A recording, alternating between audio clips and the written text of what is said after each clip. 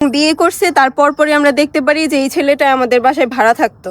ওইখান থেকেই ওনাদের প্রেম হয়, ওইখান থেকে ওনাদের বিয়ে।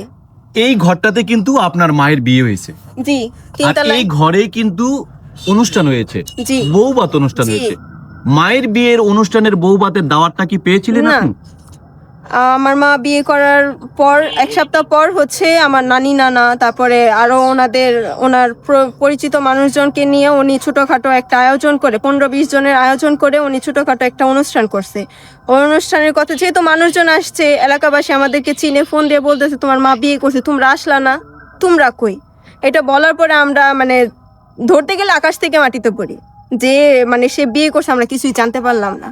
ওইখান থেকেই রাত্রের 11টার দিকে রওনা দিছে, 1টার দিকে এখানে পৌঁছে দেখি আসলে সে বিয়ে করছে ওই হাজবেন্ডের সাথে একসাথে। তা আপনার মায়ের কত নম্বর সন্তান?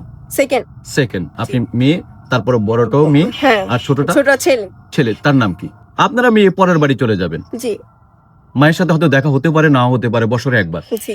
যে সন্তান, একমাত্র সন্তান, যে ছেলে মায়ের কাছে থাকবে, বাবার কাছে থাকবে, বাবা তো নাই, না। এখন মাই একমাত্র লক্ষ্য, তার প্রতি ভালোবাসাটা কেমন আপনার মায়ের? তার প্রতি ভালোবাসা থাকলে কি সে আমাদের কাছে ওরে রাইখা যায়? সে যখন বের হয়ে যায় তখন আমার ভাইকে বলে তুমি ওদের সাথে থাকো। এটা কোনো মা বলতে পারে যে এই জায়গায় 12 বছরের একটা ছেলেকে উনি এইভাবে রাইখা যে আমাদেরকে মানে বলতেছে যে তোরাই পাইলা দেখা কতটা পারস দেখবনে।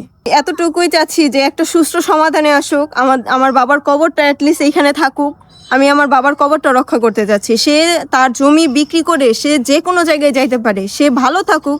আমরা চাই সে ভালো থাকুক, আমাদেরকেও ভালো থাকতে দিক। আমার বাবার কবরটাকে রক্ষা করার চেষ্টা করতেছি।